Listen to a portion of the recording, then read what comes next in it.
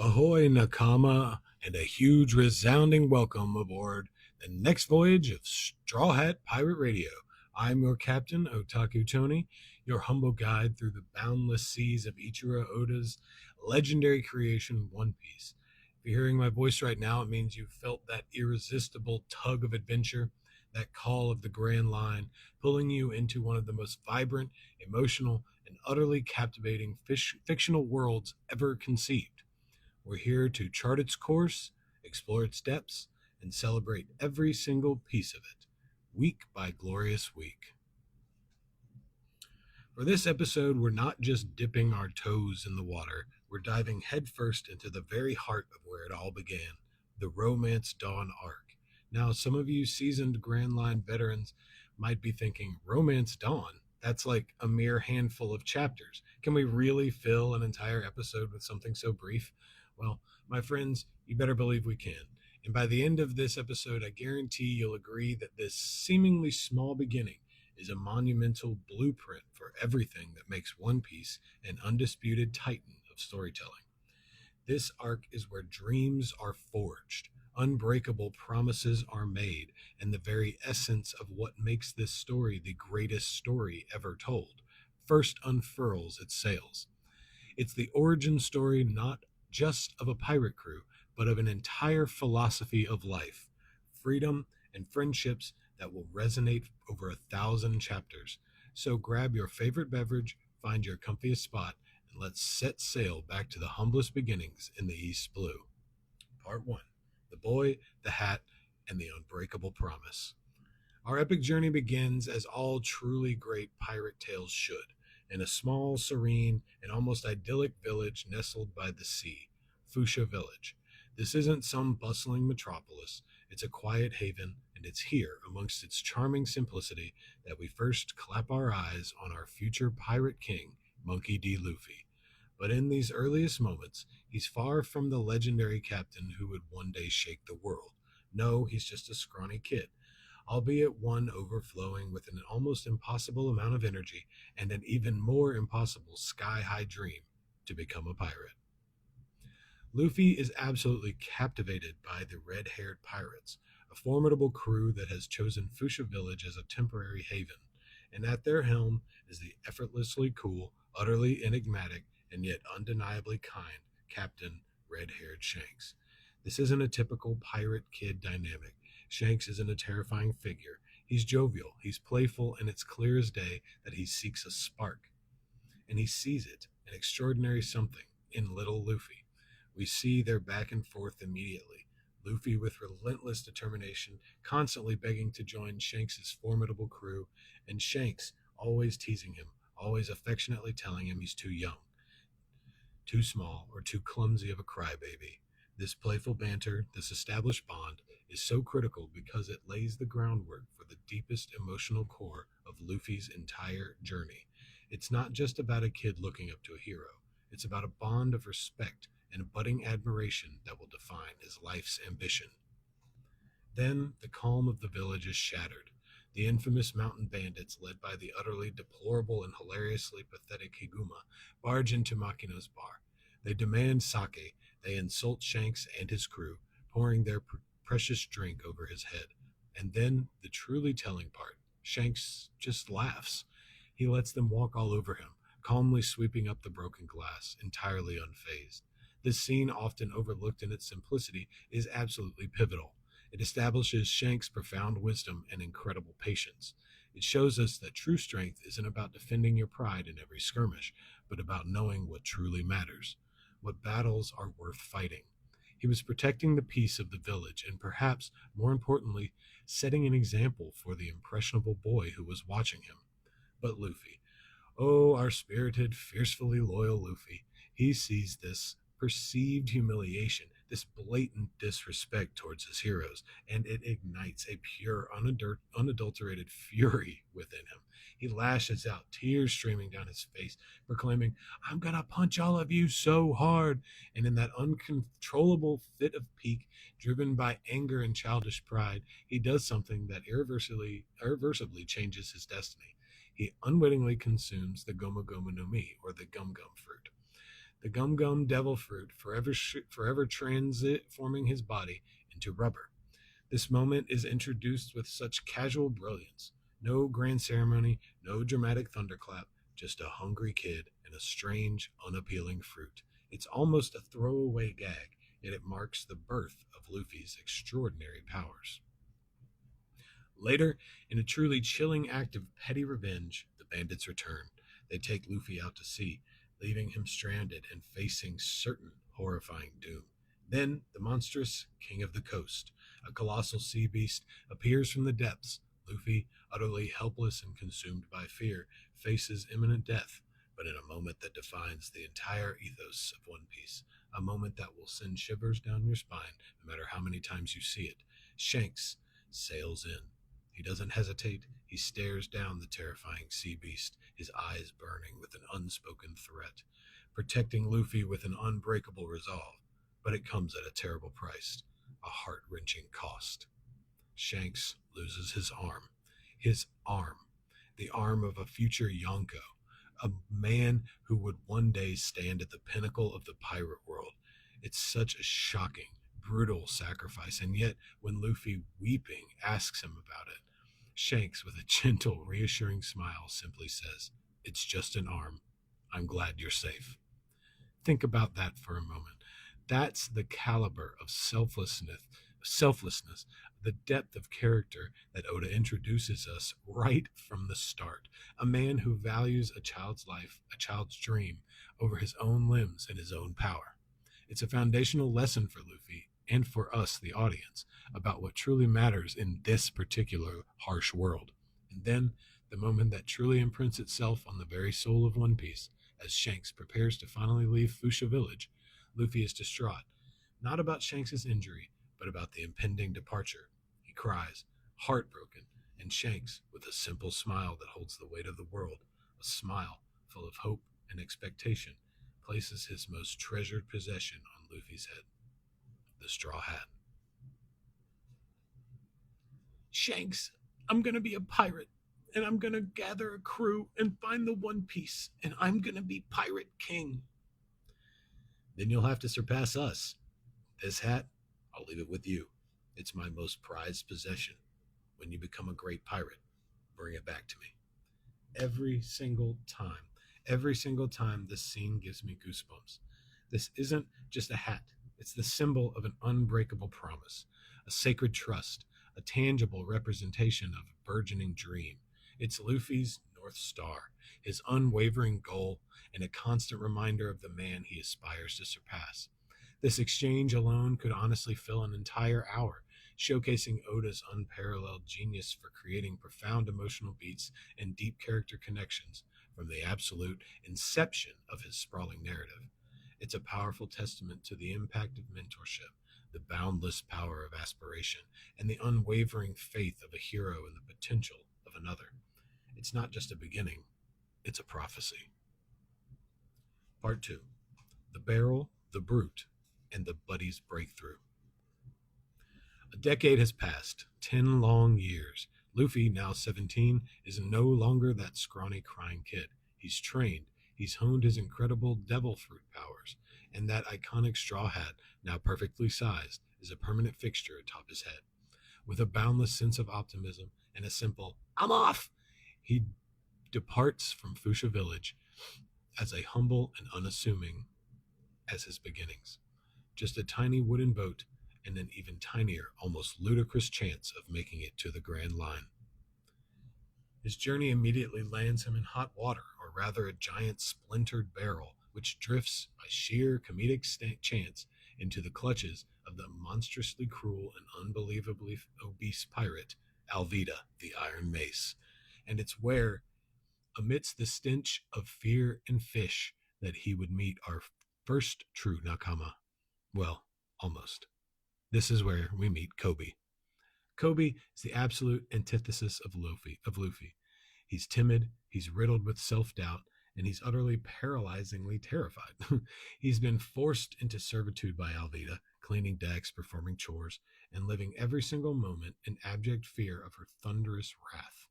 His dreams, a quiet, almost whispered ambition, is to become a brave Marine, but he feels utterly powerless, completely trapped, convinced he's nothing more than a hopeless coward. I'm just a useless coward. I can't do anything but clean. But Luffy, bursting from that barrel like a rubber banded jack in the box with a completely unflappable grin, immediately cuts through Coby's despair and self pity. He doesn't offer sympathy, he offers a direct, almost challenging question. Are you a pirate? Coby's sheer honest admission, despite his fear, sparks something crucial in Luffy. He recognizes genuine human decency under all of that terror. We then get to first taste the thrilling taste of Luffy's raw, unrefined combat prowess. Alvida, with her ridiculous, seemingly invincible Sube Sube no Mi fruit devil power that makes everything slide harmlessly off her body, which she gets later, is not in effect right now. This is Alvida with no devil fruit. Luffy yells a simple yet utterly devastating "Gomo Gomo no Pisto!" Stretching his arm, unleashes a surprising amount of force, and then sends her flying through the roof of her own ship, leaving a cartoonish hole in her wake. It's comical, it's impactful, and it's immediately showing us that even in these earliest stages, Luffy is already a force to be reckoned with. He's unconventional, but effective. More importantly than the fight itself, Luffy's presence utterly galvanizes Coby. He witnesses Luffy's unwavering pursuit of his dream, his incredible courage in the face of tyranny, and it ignites a long dormant fire within Coby's soul. Luffy, with that brutal yet undeniably compassionate honesty that would become his hallmark, challenges Coby directly. If you want to become a Marine, then do it. Say it out loud. Don't let someone else tell you what you can't be. And Coby, trembling with a mixture of fear and newfound resolve, finally proclaims his dream, not just to be himself, but directly to the defeated Alvida. It's a profound moment of self-liberation and a true turning point for his character. This short action-packed segment establishes so many crucial facets of Luffy's character right off the bat. His absolute unshakable conviction to his own dream, his almost supernatural ability to inspire and empower others to pursue their own deepest aspirations, and his unwavering moral compass. He simply does not tolerate cruelty, bullying, or injustice. He acts on instinct, always for the right reason. Coby's story is beautiful, contrasting parallels to Luffy's. He's not destined to join the Straw Hats, but he's introduced as the very first person Luffy truly frees, setting him on his own distinct and honorable path to become the hero within the Marine ranks. And knowing where Coby ultimately ends up later in the series makes this initial encounter, this moment of mutual inspiration, even more poignant. A truly masterful piece of subtle foreshadowing by Oda. He's a true friend, even if their respective grand voyages take them in different opposing directions. Part 3. The Cage, the Captain, and the Legendary First Mate. With Coby now free to bravely pursue his marine dream, Luffy, ever driven by the compass of his own ambition, heads towards the next isle, Shellstown. Coby warns him about the notoriously corrupt Marine stationed there, specifically the tyrannical Captain Axe-Hand Morgan. But Luffy, eternally the idealist, believes there are good Marines too, and he's not wrong to be idealistic, because Shellstown is where he finds his true ride-or-die first mate, Roronoa Zoro, the pirate hunter. Zoro is introduced in the most iconic, utterly badass way possible, tied to a wooden cross, left out in the blazing sun to die by Morgan's sniveling, cowardly son, Helmeppo. The rumors paint Zoro as a demon, a bloodthirsty pirate hunter, worse than any pirate, but Luffy, with that almost mystical ability to see straight into people's hearts, bypassing all superficial labels and reputations, immediately declares, he's a good guy. He sees the truth beneath the legends. We quickly learn Zoro's tragic backstory, his profound, heartbreaking promise, his deceased childhood friend Kuina to become the world's greatest swordsman. This promise is driving force, his very reason for living, and we discover how he got caught up in Morgan's tyrannical grip, trying to protect a little girl from Helmeppo's petty cruelty. He's been starving for weeks, just for the barest, slimmest chance of survival and freedom. His determination, even in this dire state, is palpable. The interaction between Luffy, Zoro, and the Marine antagonists is gold. Helmeppo is a whiny, self important, utterly contemptible brat, a perfect foil for Luffy's directness and Zoro's stoicism. And Captain Morgan is a textbook narcissist tyrant, completely corrupted by power. Luffy, witnessing the sheer injustice of Zoro's plight, makes a snap decision. He needs Zoro for his crew. Zoro, initially dismissive of pirates, especially after his own negative experience with them, is understandably reluctant. He's trying to uphold his promise to Kuina, even if it means dying in the process. This moment powerfully solidifies Zoro's character, his immense, almost overwhelming pride, his ironclad, unbreakable will, and his unwavering dedication to his dream. Luffy witnesses this profound resolve, this raw ambition, makes an extraordinary decision. He doesn't just ask Zoro to join, he fights for him. He takes on Captain Morgan himself, demonstrating not just the strength and elasticity of his devil fruit powers, but the pure, unadulterated conviction in his own beliefs and in Zoro's inherent goodness. The battle is brief but incredibly impactful, showcasing Luffy's unique, unpredictable fighting style against Morgan's brute force and arrogance. And with Morgan swiftly defeated, Helmeppo exposed for the coward he is, and the long-suffering townsfolk cheering with newfound freedom, Zoro is finally truly freed from his bonds. But the ultimate question lingers in the air. Will he, the infamous pirate hunter, truly join a pirate crew? Luffy makes his offer again, simple, direct, and utterly heartfelt, and Zoro, with a look of profound, newfound respect and perhaps a glimmer of genuine excitement, accepts. His previous life, his previous identity, is shed in favor of a new, grander purpose. And just like that, the first official steadfast member of the Straw Hat Pirates is recruited. This scene, this entire arc, encapsulates everything we've come to love about One Piece and all of its recruitment arcs. Luffy's instinctive, almost mystical trust in others, seeing their potential and goodness before anyone else, even themselves. His unwavering willingness to fight for someone's freedom and dreams, even if they're complete strangers. The new Nakama's complete, unwavering loyalty and dedication once they commit to Luffy's vision. Zoro's entry is not just about gaining a powerful swordsman. It is about the alignment of kindred spirits, two immense dreams converging. He joins Luffy not just for adventure, but because Luffy embodies the absolute freedom and unshakable conviction necessary to achieve his own ambition of becoming the world's greatest swordsman.